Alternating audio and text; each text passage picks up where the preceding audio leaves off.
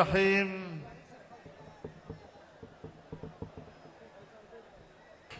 يريدون ليطفئوا نور الله بأفواههم والله متم نوره ولو كره الكافرون. صدق الله العظيم.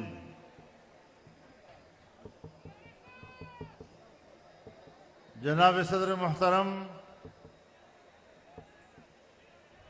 اکابر علماء کرام،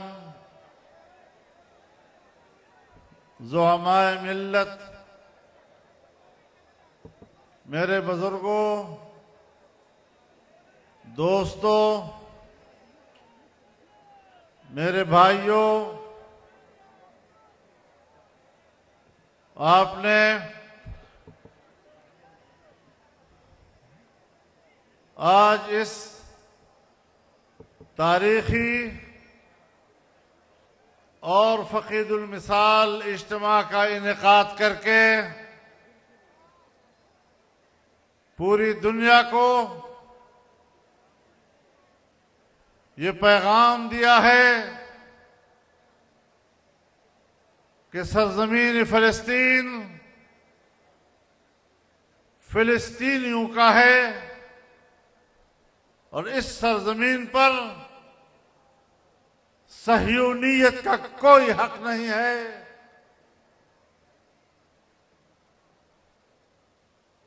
15 مہینے قبل یہاں اسی اجتماع میں،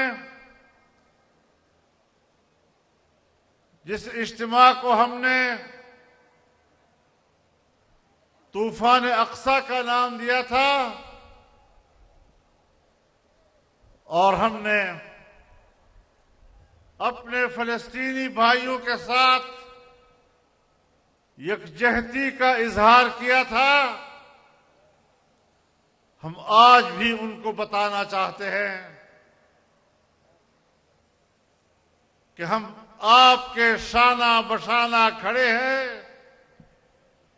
ہم ایک مضبوط موقف پہ قائم ہیں، اور جس طرح آپ میدان جنگ میں ہیں، ہم بھی پاکستان کی سرزمین پر آپ کے شانہ بشانہ اور قدم بقدم آپ کی جہاد میں شریک ہیں۔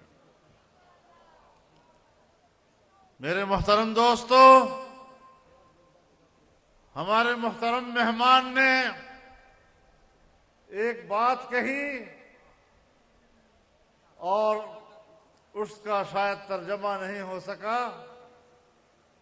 انہوں نے کہا کہ آپ یہاں پر اسرائیل مرد آباد کے نام سے اجتماع کر رہے ہیں، اسرائیل مرد آباد کا نعرہ بلند کر رہے ہیں، اور ہم ارض فلسطین پر اسرائیل مرد آباد کے نعرے پر عمل درآمد کر رہے ہیں۔ میرے محترم دوستو، امریکہ ہو یا مغربی دنیا، انسانی حقوق کے علمبردار بنتے ہیں۔ مجھے ان کی تاریخ بھی معلوم ہے، مجھے ان کا کل بھی معلوم ہے اور آج بھی معلوم ہے۔ جنگ عظیم اول میں اسی مغربی دنیا نے کروڑوں انسانوں کا قتل عام کیا تھا۔ جنگ عظیم دوم میں اسی مغربی دنیا نے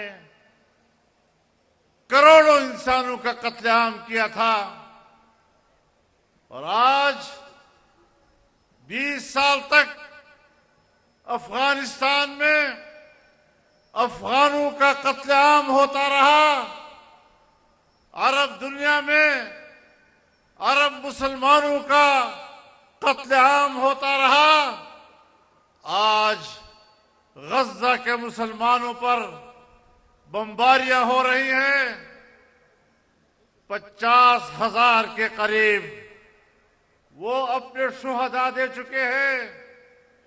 اسرائیل مجاہدین کے مقابلے میں मैदान में नहीं ठहर पा रहा, वो मासूमों और बेबस मुसलमानों पर बमबारियां कर रहे हैं। इस वक्त भी अगर 50,000 शुहदा हैं जो 15 महीनों में दे चुके हैं, 75% उस पे छोटे बच्चे और खवातीन हैं। आप बताएं कि इस जुल्म और फिलिस्तीनियों की इस नस्ल कुशी पर अगर अमेरिका उन्हें सपोर्ट कर रहा है, अगर बरतानिया उनको सपोर्ट कर रहा है, अगर नेटो ममालिक उनको सपोर्ट कर रहे हैं, तो क्या इनको आज के बाद इंसानी हुकूक की बात करने का हक हासिल है? जिनके हाथों इंसानी हुकूक का कत्लेआम हो रहा है, जिनके हाथों इंसान की जान महफूज नहीं, जिनके हाथों इंसान का माल महफूज नहीं, जिनके हाथों इंसानों का इज्जत और आबरू महफूज नहीं, और छोटे छोटे शीरखार बच्चे आज वहां पर ये नहीं समझ पाएंगे कल कि हम किसकी औलाद थे, मेरे बाप का नाम क्या था, मेरी मां का नाम क्या था। क्या इनको भी इंसानी हुकूक की बात करने का हक हासिल है? तुम्हारे हाथों से इंसानों का खून टपक रहा है, इंसानियत का खून टपक रहा है, इंसानी हुकूक का कत्लेआम हो रहा है। तुम इंसानियत के कातिल हो। अगर सद्दाम हुसैन को इस बुनियाद पर फांसी दी जाती है कि आपने एक शहर में ऑपरेशन किया और इतने लोग आपने कत्ल किए थे, तो इतनी इंसानियत के कत्लेआम पर क्या नेतन्याहू को फांसी पे चढ़ाना उनका हक नहीं बनता? ये इंसानियत का दुश्मन है। अमेरिका और मगरबी दुनिया इंसानियत के कातिल हैं, और इंशाअल्लाह हमने यहां पर हक व इंसाफ की आवाज बुलंद की है। हमने इस खित्ते में इंसानियत को शऊर अता किया है। पता चल जाए कि दुनिया में मजलूम कौन है और जालिम कौन है। तुम अफगानिस्तान पर हमला करो, और मैं अपनी एस्टेब्लिशमेंट को भी कहना चाहता हूं, जनरल मुशर्रफ की मार्शल लॉ ने अमेरिका का इत्तेहादी होने का ऐलान किया, अमेरिका को पाकिस्तान के अड्डे दिए, अमेरिका को पाकिस्तान की फजाएं दी, और अफगानिस्तान में अपने मुसलमान भाइयों के खिलाफ अपनी फौज को इस्तेमाल किया, अपने हवाई अड्डों को इस्तेमाल किया, अपने फजाओं को इस्तेमाल किया। ये जमीयत उलमा इस्लाम थी जिसने मैदान में उनकी इन पॉलिसियों को चैलेंज किया, और आज भी अगर हमारी हुकूमत उन पॉलिसियों की पैरवी करेगी तो फिर भी मैदान में मुकाबले में जमीयत उलमा इस्लाम के कारकुन को पाएगा। पाकिस्तान का अवाम तुम्हारे साथ नहीं है, बर्र सगीर का मुसलमान आपके साथ नहीं है। हुक्मरानों जरा सोचो, मोदी तो डट कर कहता है कि हम इसराइल के साथ हैं। आपको फिलिस्तीनियों के हक में खुलकर खड़े होने की जरूरत क्यों नहीं है?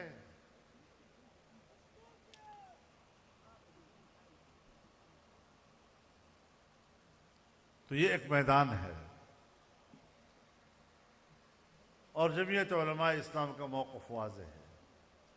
मेरा दावा है कि कौम हमारे साथ है, अवाम हमारे साथ है। हमने साल हा साल से जब भी अवाम को दावत दी, ताहद नजर इंसानियत ने हमारे आवाज पर लब्बैक कहा, और आज का इज्तिमा भी इस बात का ऐलान कर रहा है। चंद दिन पहले हमने सक्खर में इज्तिमा किया, उससे पहले ہم نے میرپور خاص میں اجتماع کیا، ہم نے پنجاب میں اجتماع کیے، ہم نے خیبر پختونخوا میں کیے، ہم نے بلوچستان میں کیے۔ قوم کی ایک ہی آواز ہے اور وہ یہی کہ جمعیت علماء اسلام پاکستان کے نظام کو اور پاکستان کے مستقبل کو اپنے ہاتھ میں لے لے۔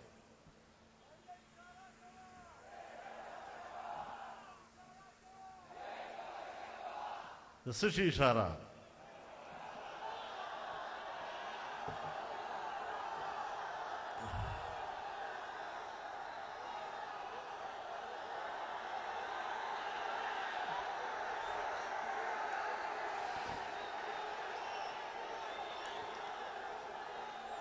میرے محترم دوستو،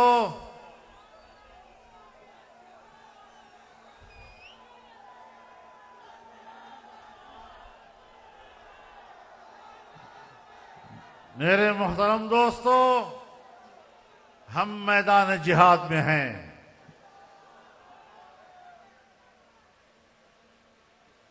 اور ہم یہ بھی بتا دینا چاہتے ہیں کہ پاکستان حکمرانوں کا نہیں، پاکستان ہم سب کا ہے۔ ایک جرنیل کے جیب میں جو شناختی کارڈ موجود ہے اور جس شناختی کارڈ کی بنیاد پر وہ پاکستانی ہے، اسی شناختی کارڈ کی بنیاد پر میرا کارکن بھی پاکستانی ہے، میں بھی پاکستانی ہوں۔ آج ہم اپنے ان اجتماعات اور اس جدوجہد کے راستے سے پاکستان کی بقا کی جنگ لڑ رہے ہیں، پاکستان کے تحفظ کی جنگ لڑ رہے ہیں، پاکستان کے استحکام کی جنگ لڑ رہے ہیں۔ اور پاکستان ہمارے کچھ سرکاری محکموں کا نام نہیں ہے۔ پاکستان اگر ریاست ہے تو عوام کی بنیاد پر ریاست کہلاتی ہے۔ عوام کا کیا مقام ہے؟ اگر پاکستان کے نظریے کا انکار کیا ہے تو ہماری اسٹیبلشمنٹ نے کیا ہے، اور جمعیت علماء پاکستان کے نظریے کی علمبردار رہی ہے۔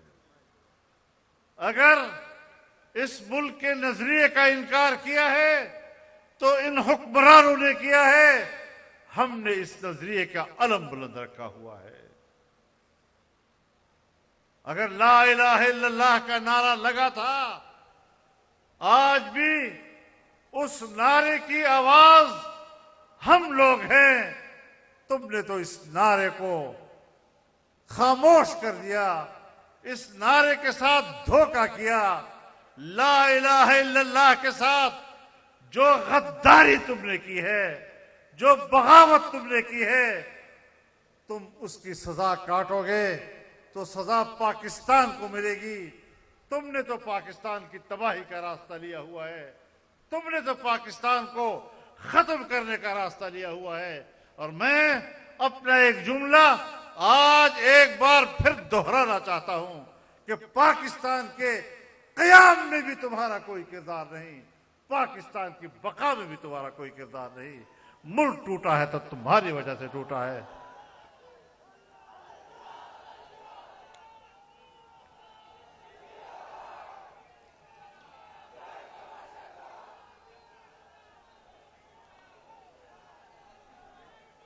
میرے دوستو، آج پھر سے ہم نے عزم کا اظہار کرنا ہے کہ ہم پاکستان کے اوپر اس حکمرانی کو تسلیم نہیں کریں گے۔ یہ عوام کی حکومتیں نہیں ہیں، یہ اسٹیبلشمنٹ کی حکومتیں ہیں، اور اسٹیبلشمنٹ بمقابلہ عوام کے ہے، اور ہم عوام کے شانہ بشانہ کھڑے ہیں۔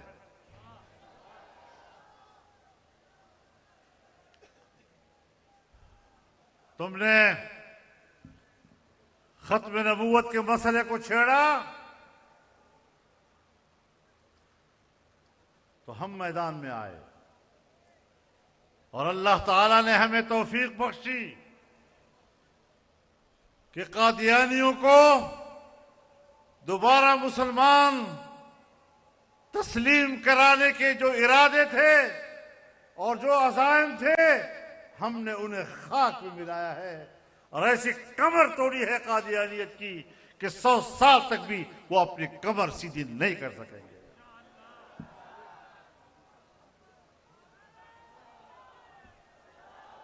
میرے محترم دوستو،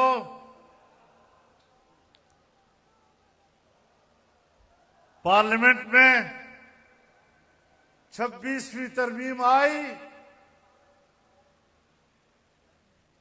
اور جب ہم نے پڑھا، اگر اسی مسودے کو پارلیمنٹ پاس کر لیتی تو نہ آپ کا ملک بچتا، نہ آپ کے ادارے بچتے، نہ آپ کی پارلیمنٹ بچتی، نہ آپ کا آئین بچتا۔ ہر طرف تباہیوں کا ایک بارود اس میں بھرا ہوا تھا۔ ہم نے اس سے وہ بارود نکالا اور ایک صحت مند قانون اور آئین کی صورت میں ہم نے ملک کو آئین دیا، ترمیم دی۔ 56 شقوں پر مشتمل وہ ترمیم جو ایک کالا ناگ بن کر وہ لائے تھے، ہم نے 34 شقوں سے حکومت کو دستبردار کیا، 22 شقوں پر ہم ان کو لے آئے، اور پھر اپنے کچھ شقیں جو سود سے متعلق تھی، جو وفاقی شرعی عدالت سے متعلق تھی، جو اسلامی نظریاتی کونسل سے متعلق تھی، وہ ہم نے اس کا حصہ بنایا، اور الحمدللہ پاکستان کی تاریخ میں ایک پارلیمانی اور جمہوری جدوجہد کے ذریعے سے ہم نے ایک آئین میں اسلامی نظام اور قوانین کے لیے پیش رفت دکھائی ہے۔ ہم چھوٹی سی قوت ہے پارلیمنٹ میں، اور ہم عوام کے حوالے سے چھوٹی قوت نہیں ہے۔ کسی نے عوام کا حق مارا ہے اور ہمارے ہجوم کو کمزور کیا ہے، لیکن تم کرتے رہو، کرتے رہو۔ اللہ کی گفتگو اور اس کا فرمان وہ ایک حقیقت ہے کہ کم من فئۃ قلیلۃ غلبت فئۃ کثیرۃ باذن اللہ۔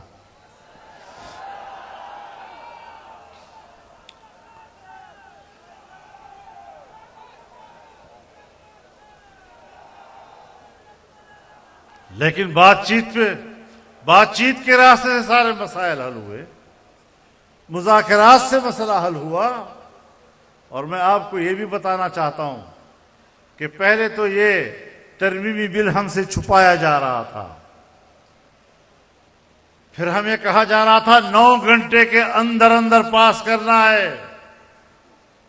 آپ مجھے بتائیں کہ 18ویں ترمیم تو ہم نے 9 مہینے تک کمیٹی میں بیٹھ کر بنایا تھا، اور تب جا کر پاس ہوا تھا۔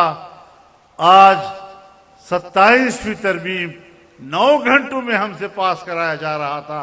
ہم نے کہا یہ مذاق نہیں ہے، ہم سنجیدگی کے ساتھ بیٹھیں گے، شقوار اس کا مطالعہ کریں گے، اور پھر جا کر بات ہوگی۔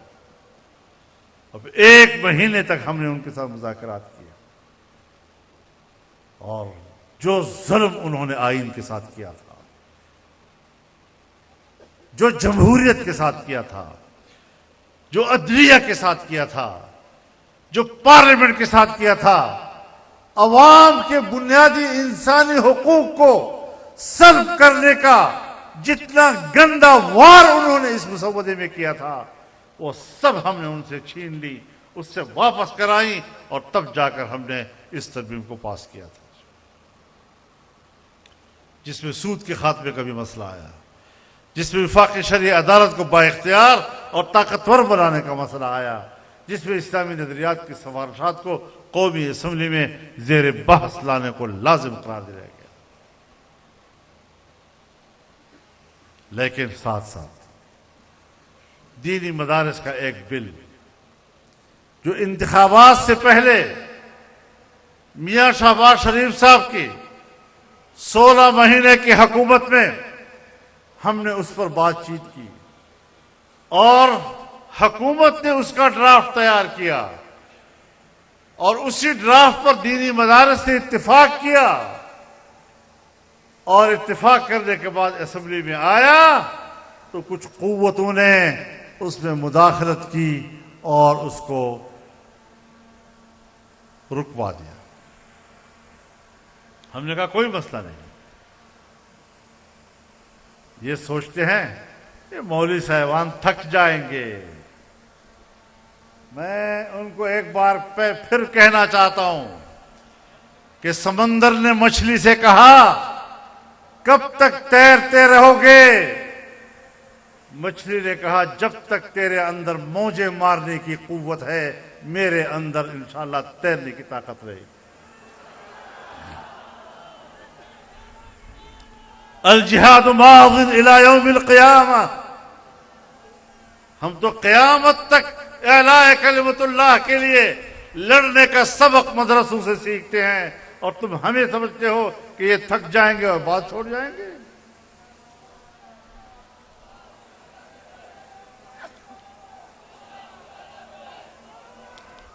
تو میرے محترم دوستو،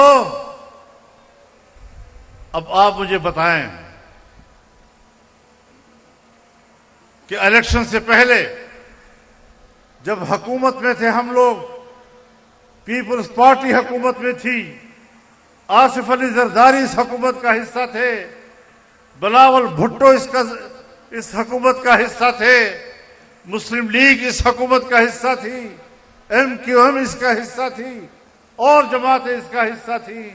اس وقت اس بل پہ اتفاق ہوا، حکومت نے مسودہ بنایا اور ہم نے ان کے ساتھ بات کر کے اس کو قابل قبول بنایا۔ آج دوبارہ ہم نے ان سے کہا کہ ایک چیز جو طے ہو چکی ہے اس کو تو پاس کر دیں۔ جب اتنی بڑی ترمیم آپ لا رہے ہیں تو ایک قانون دینی مدارس کے حوالے سے معطل پڑا ہوا ہے، اس کو پارلیمنٹ میں لایا جائے اور پیش کیا جائے۔ میرے گھر پر 1 مہینہ میٹنگیں رہی ہیں، آپ بھی دیکھتے رہے ہوں گے۔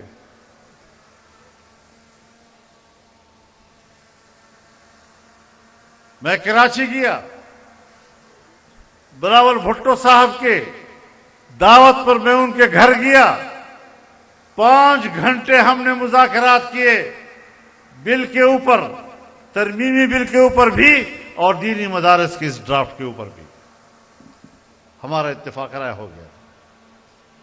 اگلے دن ہم لاہور آئے، میاں نواز شریف صاحب کے گھر میں 5 گھنٹے ہماری میٹنگ چلتی رہی اور ترمیمی بل پر بھی بات ہوئی اور اس مدارس کے بل پر بھی بات ہوئی۔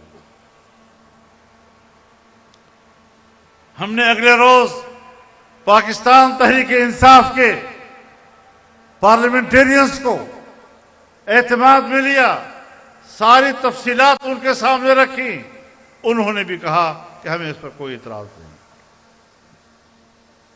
اس کے بعد یہ بل پہلے سینٹ میں پیش ہوا اور سینٹ میں پیپلز پارٹی اور مسلم لیگ اور تمام سیاسی جماعتوں نے اس بل کو ووٹ دیا اور اس کو پاس کرایا۔ زرداری صاحب کی نگرانی میں، پیپلز پارٹی کی قیادت کی موجودگی میں، وہاں سے وہ بل قومی اسمبلی میں آیا، قومی اسمبلی میں یہ بل پاس ہوا، پیپلز پارٹی کی موجودگی میں، بلاول صاحب کی موجودگی میں، شہباز شریف صاحب کی موجودگی میں، نواز شریف صاحب کی موجودگی میں، تمام حکومتی اتحادیوں کی موجودگی میں اتفاق رائے کے ساتھ یہ بل منظور ہوا۔ جب دونوں ایوانوں نے منظور کر لیا اور آپ کی موجودگی میں کیا، آپ کی قیادت میں کیا، آپ کی نگرانی میں کیا، تو پھر آپ نے سب چیزوں پہ دستخط کیے۔ مدارس کے اس بل پر ایوان صدر نے دستخط کیوں نہیں کیا؟ سوال بنتا ہے نہیں ہمارا؟ میں بڑے صاف الفاظ میں آپ کو بتانا چاہتا ہوں.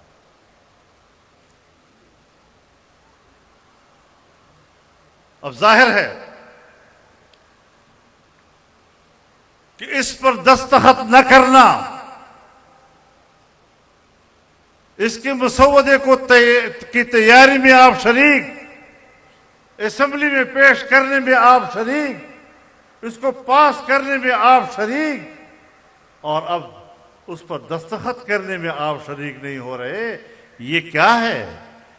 یہ بدنیتی ہے یا نہیں؟ یہ دھوکہ ہے یا نہیں؟ یہ فراڈ ہے یا نہیں؟ تو پھر ہم آپ کو معاف کریں گے کیا؟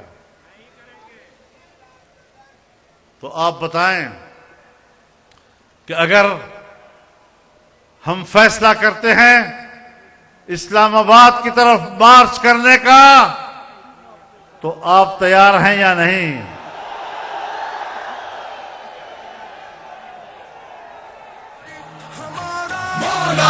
رہبر ہمارا مولانا، لیڈر ہمارا مولانا، اب آیا مولانا. میرے دوستو،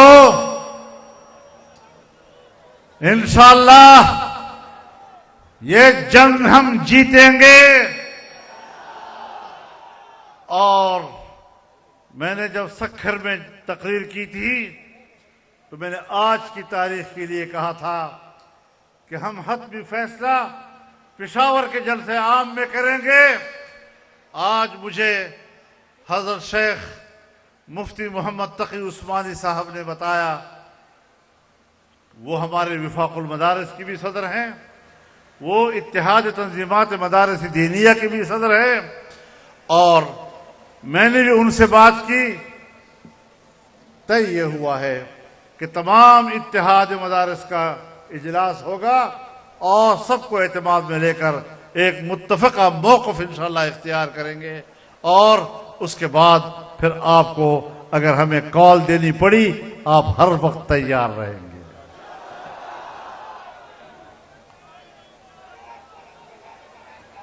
ہم وہ لوگ نہیں ہیں کہ اسلام آباد کی طرف آئیں گے تو تم ہمارا راستہ روک سکو گے.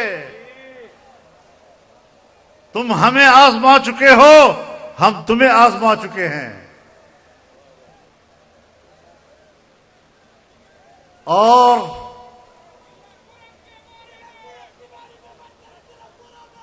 صبر صبر صبر لڑو صبر. ہم ایک بات واضح کر دینا چاہتے ہیں کہ ہم تمام دینی مدارس کے مختلف مکاتب فکر کو اعتماد میں رکھنا چاہتے ہیں. اور اگر ہمارے صدر نے اجلاس بلا لیا ہے 16 یا 17 کو ہمارا اجلاس ہوگا اور اس میں تمام کو اعتماد میں لے کر ہم ایک متفقہ فیصلہ لیں گے انشاءاللہ العزیز. اور یہ بتا دوں کہ ہمیں دھمکیاں مت بھیجا کرو. وردی والوں، ایجنسیوں والوں، ہمیں دھمکیاں مت بھیجا کرو. دھمکیوں سے ہم ڈرتے نہیں، ہم بگڑتے ہیں. ہم تو تحمل کا مظاہرہ کر رہے ہیں. ہم نے تو ان جیالوں کو قابو رکھا ہوا ہے. اور اگر ہم نے آنے کا فیصلہ کیا تو تمہاری گولیاں ختم ہو جائیں گی، ہمارے سینے ختم نہیں ہوں گے انشاءاللہ.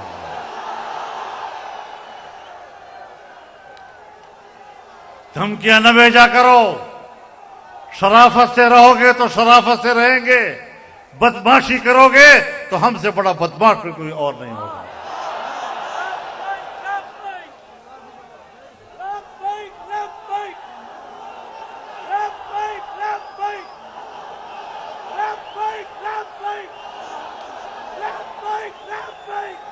میرے محترم دوستو، ابھی انہوں نے ایک اور چال چلی ہے، وہ بھی بتا دوں آپ کو. ہمارے ہی رنگ کے مولویوں کو اٹھا کر میڈیا پہ لا رہے ہیں.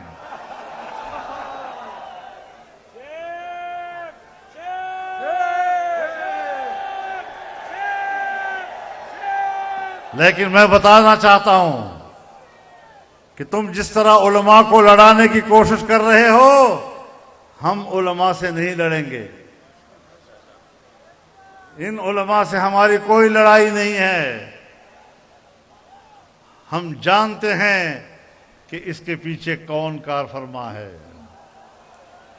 اور اب انہوں نے شوشہ چھوڑا ہے کہ صاحب 29 اگست 2019 کو ایک معاہدہ ہوا تھا اور حکومت کے ساتھ وزارت تعلیم کے تحت رجسٹر ہونے کا فیصلہ ہوا تھا۔ تو یہ تمہیں یاد ہے کیا؟ ہمیں یاد نہیں؟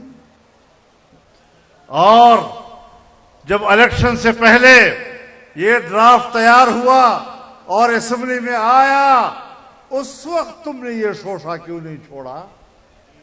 اس وقت تمہیں یہ 2019 کا معاہدہ اس وقت کیوں یاد نہیں آیا؟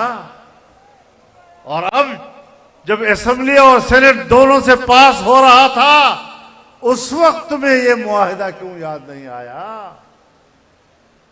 میرے دوستو، سن لو ایک بات، ہمارا حکومت کے ساتھ معاہدہ 2004 میں ہوا۔ 2004 میں وہ قانون کی صورت میں، بل کی صورت میں اسمبلی میں لایا گیا، باقاعدہ ایکٹ بنا ہے، ایک قانون کے تحت ہم نے اس کو قبول کیا ہے۔ اگر 1860 کی سوسائٹی ایکٹ میں رجسٹریشن کا مسئلہ تھا تو ایک شق نمبر 21 کا اضافہ کر کے دینی مدارس کے لیے ماحول بنایا گیا، اشکالات دور ہو گئے۔ بھائی، ہم ایکٹ کی بات کر رہے ہیں، ایکٹ قانون ہوتا ہے۔ تم نے جو وزارت تعلیم کی بات کی تھی وہ تو محض معاہدہ تھا، اس کی تو کوئی قانونی حیثیت نہیں تھی، اور پھر اس کی خلاف ورزی ہوئی۔ آپ جانتے ہیں اور جان لینا چاہیے کہ دینی مدارس میں ہم سرکار کی مداخلت تسلیم کرنے کو تیار نہیں ہے۔ مدارس آزاد ہوں گے، آزاد حیثیت میں اپنا کام کریں گے۔ 2004 اور 2005 میں ہم نے آپ کو بتایا اور آپ کے ڈیمانڈ پر ہم نے آپ کے ساتھ معاملات طے کیے۔ آپ نے کہا مدارس کا مالیاتی نظام، ہم نے کہا بالکل ٹھیک ہے۔ آپ نے کہا مدارس کا تعلیمی نصاب، ہم نے کہا بالکل ٹھیک ہے، آئیں بات کرتے ہیں۔ آپ نے کہا مدارس کا انتظامی ڈھانچہ، ہم نے کہا آئیں ایک دوسرے کو سمجھاتے ہیں۔ ہم ایک دوسرے کو سمجھانے میں کامیاب ہو گئے، معاملات طے ہو گئے۔ دینی مدارس میں میٹرک تک تعلیم دی جائے گی، یہ معاملات طے ہو گئے۔ ان کی سند کو ایک مستقل گریجویشن کی حیثیت حاصل ہوگی۔ پھر 2010 میں معاہدہ ہوا اور یہ طے ہوا تھا، اور پھر جو آپ لوگوں نے وزارت تعلیم کے ساتھ بات چیت کی، اور اس وقت تو آپ کی تنظیمیں بھی نہیں تھیں، اس وقت تو آپ وفاق میں تھے، اس وقت تو آپ کی تنظیمیں نہیں تھیں، اپوزیشن یعنی کوئی تقسیم ہوئی نہیں تھی۔ وفاق کے نظام میں، اتحاد مدارس دینیہ کے نظام میں، مذاکرات کے نظام میں تو آپ کا کوئی دخل ہی نہیں تھا۔ آپ کون ہوتے ہیں ہمیں یہ سبق سکھانے والے؟ اب معاہدہ ہوتا ہے تو معاہدے کی خلاف ورزی ہوئی، وہ معاہدہ ختم کر دیا حکومت نے۔ اس معاہدے میں یہ تھا کہ مدارس کی رجسٹریشن ہوگی، وزارت تعلیم سے ہم منسلک ہوں گے، ماتحت نہیں ہوں گے۔ لیکن تم لوگوں نے ایک ڈائریکٹریٹ جنرل بنایا اور کہا کہ اس ڈائریکٹریٹ کے تحت آپ نے رجسٹریشن کرنی ہوگی، اور جب ڈائریکٹریٹ آپ نے بنایا، اس کا معنی یہ ہے کہ آپ نے دینی مدارس میں مداخلت کے لیے ادارہ بنایا۔ تو دینی مدارس، بتاؤ معاہدے میں کہاں ڈائریکٹریٹ لکھا ہوا ہے؟ بتاؤ معاہدے میں کہاں پر ڈائریکٹریٹ جنرل ریلیجس تعلیم کا لفظ کدھر لکھا ہوا ہے؟ آپ نے بعد میں یہ ڈائریکٹریٹ بنا کر ہمیں میسج دیا کہ مدارس ہمارے ماتحت ہوں گے. ہم نے کہا ہم آپ کے ماتحت نہیں ہوں گے. 1860 کے ایکٹ کے تحت ہم نے ضرور رجسٹریشن کی ہے اور کراتے رہے ہیں، لیکن انہوں نے تو کبھی ڈائریکٹریٹ نہیں بنایا، انہوں نے تو کبھی ہمارے معاملات میں مداخلت نہیں کی. وزارت صنعت حرفت نے کبھی بھی مدارس میں مداخلت نہیں کی. وہ رجسٹریشن وہ تو ایک وزارت ڈاک خانے کی حیثیت رکھتا ہے. ہم نے کہا وزارت تعلیم وہ بھی ڈاک خانے کی حیثیت رکھے گا، اس سے زیادہ اس کا کوئی کردار نہیں ہوگا. لیکن انہوں نے ڈائریکٹریٹ بنا کر براہ راست مدارس کو کنٹرول کرنے کا عملی اقدام کر کے معاہدے کے خلاف ورزی کی. اور پھر اس وقت کے وزیر تعلیم نے بیان دیا کہ دینی مدارس یہ ہمارے وزارت تعلیم کے ماتحت ہوں گے. تو تم نے معاہدہ توڑ دیا. ہمیں یہ شرط اس وقت بھی قبول نہیں تھی. اس کے بعد آپ نے کہا تھا کہ دینی مدارس کی جتنی رجسٹریشن ہوئی ہے اب وہ رجسٹریشن برقرار رہے گی اور نئی رجسٹریشن کے لیے ہم تعاون کریں گے. آپ بتائیں کہ 2019 کے اگست سے لے کر آج تک تم نے ایک رجسٹریشن بھی بحال کی ہے مدارس کی؟ ایک بھی بحال نہیں کی. نہ کوئی نئی رجسٹریشن کے لیے تعاون کیا جو معاہدے میں لکھا ہوا ہے.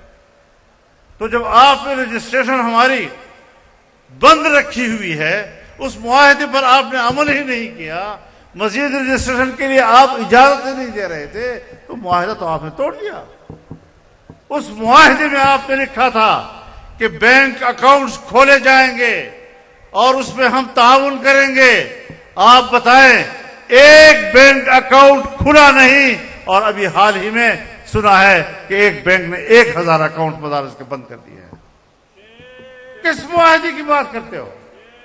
جس معاہدے کو تم نے پھاڑا ہے، جس معاہدے کو تم نے اچھالا ہے، اس کا ذکر کرتے ہو. اور بمقابلہ قانون کے معاہدہ تو لفظی چیزیں ہوتی ہیں. ڈائریکٹریٹ تو ایک لفظی چیز ہے. میں بات کرتا ہوں ایکٹ کی اور قانون کی.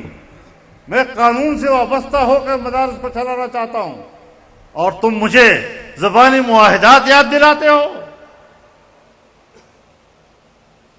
ایسا بے وقوف آپ نے ہمیں سمجھا ہوا ہے. بیوروکریسی اور اسٹیبلشمنٹ کے ہاتھوں آپ جیسے حضرات بے وقوف بن سکتے ہیں. ہم بہت سیانے لوگ ہیں، ہمیں وہ بے وقوف نہیں بنا سکتے انشاءاللہ. اور اس معاہدے میں لکھا تھا کہ غیر ملکی طلباء ان کو 9 سال کا ویزا دیا جائے گا تاکہ غیر ملکی پاکستان کے مدارس میں پڑھ سکیں. ایک ویزا بتاؤ جو تم نے آج تک غیر ملکی لوگوں کو دیا ہو. معاہدے تو ان چیزوں پر مشتمل تھے.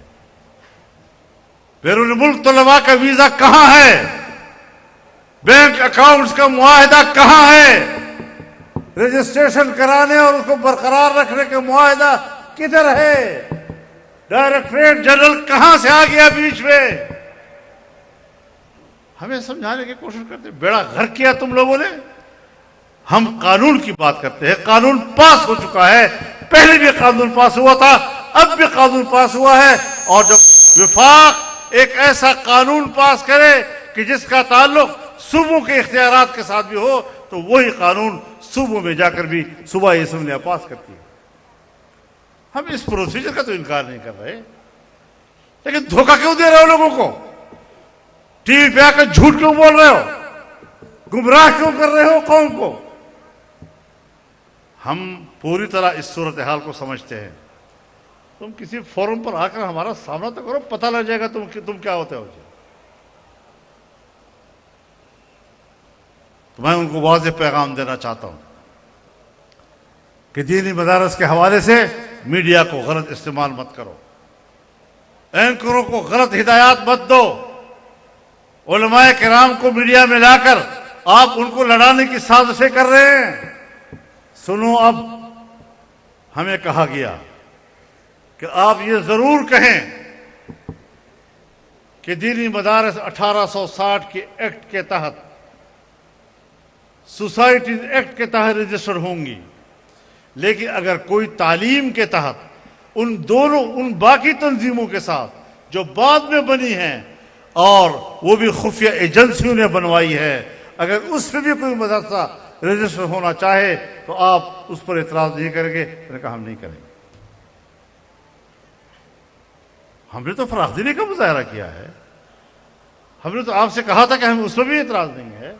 اب بھی ایکٹ میں یہی لکھا ہوا ہے کہ مدارس آزاد ہوں گے جہاں سے وہ رجسٹریشن کرانا چاہیں گے۔ آپ کہتے ہیں ہمارے پاس 18,000 مدارس رجسٹرڈ ہیں، 22 لاکھ طلباء ہمارے ساتھ پڑھ رہے ہیں، کدھر ہے؟ ہم بھی تو مدرسوں والے ہیں، ہمارے پڑوس میں تو کوئی مدرسہ نظر نہیں آ رہا آپ کا۔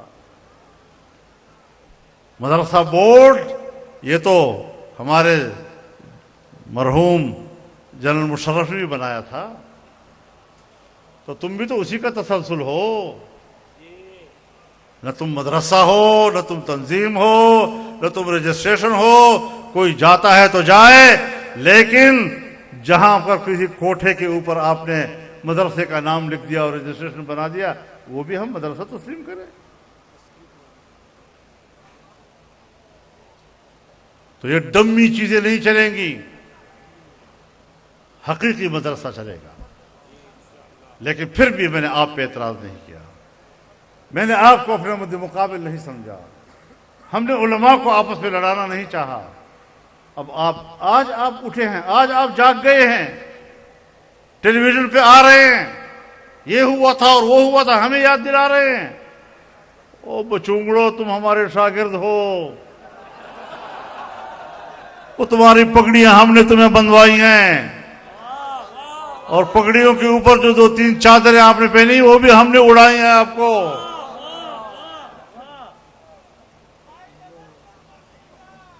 اہلکار مت بنو ان لوگوں کا جو دینی علوم کے دشمن ہیں، جو قرآن علوم کے دشمن ہیں، جو حدیث کے علوم کے دشمن ہیں، جو فقہ کے علوم کے دشمن ہیں۔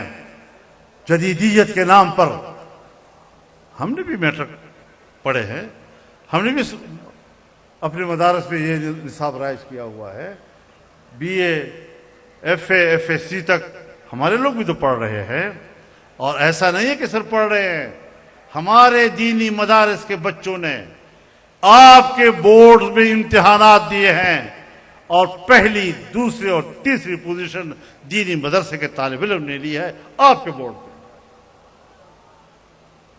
ایسا بھی نہیں کہ ہمیں تم ان پڑھ سمجھتے ہو، ہم نے سرکار کے تعلیمی بورڈوں میں امتحانات دیے ہیں، اور وہاں پہلی پوزیشن بھی ہم نے لی ہے، دوسری بھی ہم نے لی ہے، اور تیسری بھی ہم نے لی ہے۔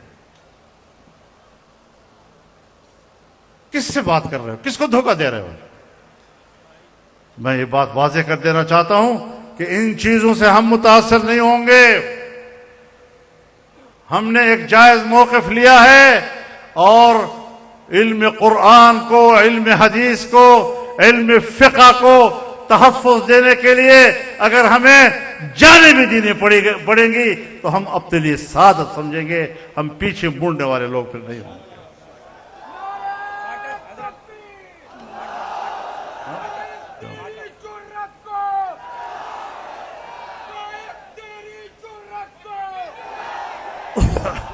یہاں ہمارے اسمبلیوں میں قانون سازیاں ہوئی، اور اس کے پیچھے لکھا گیا کہ یہ قانون سازی دراصل ایف اے ٹی ایف اور آئی ایم ایف کی ڈیمانڈ ہے، یہ ان کی ضرورت ہے۔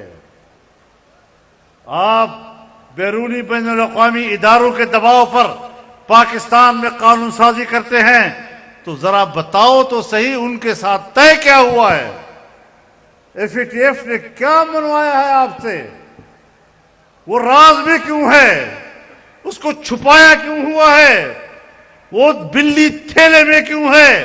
لاؤ اس بلی کو تھیلے سے باہر، تاکہ ہم اس کا بھی آپریشن کریں اور بتا سکیں کہ غلامی، اگر آپ کی ان خواہشات کا نام غلامی ہے تو نہ ہم FATF کو تسلیم کریں گے، نہ ہم IMF کو تسلیم کریں گے۔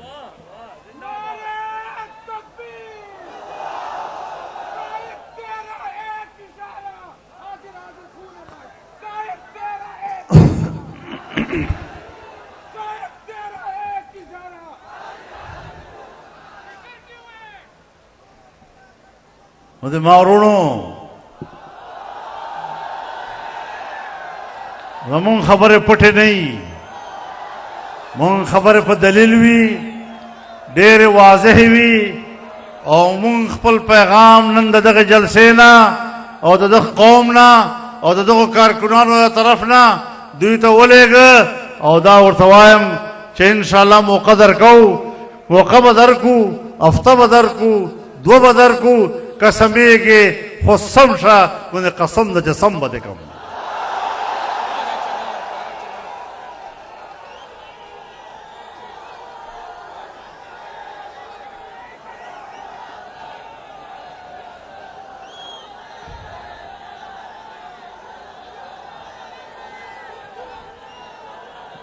اوس هغه کس لاس پورته کوي چې کوم به مونږ سره میدان ته وځي، چې کوم نه وځي هغه لاس مه پورته کوئ، تکلف مه کوئ۔ مونږ سره هغه کس لاس پورته کوي چې بیا به را تښتي نه، قاعده اشاره کوه څه دپاره؟ د تښتېدو دپاره به اشاره کوم؟ بیا به پرې ورځو، بیا به واپسي نه وي په هغې کې، او مونږ تحمل نه کار اخلو۔ کوشش هم دا ده چې د عقل په ذریعې باندې دوی پوه کو، او که د عقل په ذریعې نه پوهېږي بیا به په لوړ باندې پوهیو۔ نو الله رب العالمین دې ستاسو دغه جذبه قبوله کړي، انشاءالله دین دپاره به جنګېږو، د فلسطین نه یې راواخله د پاکستان تر مدرسې پورې به خپل جنگ جاری ساتو۔ الله دې زمونږ مل شي، او الله دې زمونږ د قربانیانې قبول وګرځي۔ وآخر دعوانا ان الحمد لله رب العالمین۔ قائد ہمارا